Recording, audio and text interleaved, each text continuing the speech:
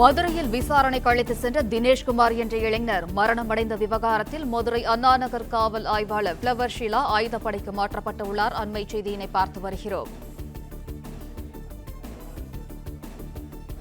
கூடுதல் விவரங்களை வழங்குகிறார் செய்தியாளர் ராஜ்குமார், வணக்கம். விவரங்கள் என்ன? மதுரையில் காவல் நிலைய விசாரணைக்கு அழைத்துச் செல்லப்பட்ட இளைஞர் உயிரிழந்த விவகாரத்தில் அண்ணா நகர் காவல் ஆய்வாளர் பிளவர் ஷீலா ஆயுதப்படைக்கு மாற்றம் செய்து காவல் ஆணையர் லோகநாதன் உத்தரவிட்டுள்ளார். மதுரை யாப்பா நகர் பகுதியைச் சேர்ந்த தினேஷ்குமார் என்ற இளைஞரை நேற்று அதிகாலை அண்ணா நகர் காவல் ஆய்வாளர் பிளவர் ஷீலா மற்றும் தனிப்படை காவல்துறையினர் விசாரணைக்காக அழைத்து சென்றனர். இந்த நிலையில் தினேஷ்குமார் வண்டியூர் வைகையாற்று கால்வாயில் போலீசாரிடம் தப்பி ஓட முயன்ற போது அந்த கால்வாயில் விழுந்து அவர் சேற்றில் சிக்கி உயிரிழந்த விவகாரம் தொடர்ந்து அண்ணாநகர் காவல் ஆய்வாளர் மீது நடவடிக்கை எடுக்க கோரி உறவினர்கள் தொடர்ந்து போராட்டம் நடத்தி வந்தனர். இன்று மதியம் வரை அவர்கள் தொடர்ந்து மாவட்ட ஆட்சியர் அலுவலக வாயில் முன்பாக போராட்டம் நடத்தி வந்த நிலையில தினேஷ்குமார் உயிரிழந்த வழக்கை சிபிசிஐடி விசாரணைக்கு மாற்றி சென்னை உயர்நீதிமன்ற அமர்வு உத்தரவிட்டிருந்தது.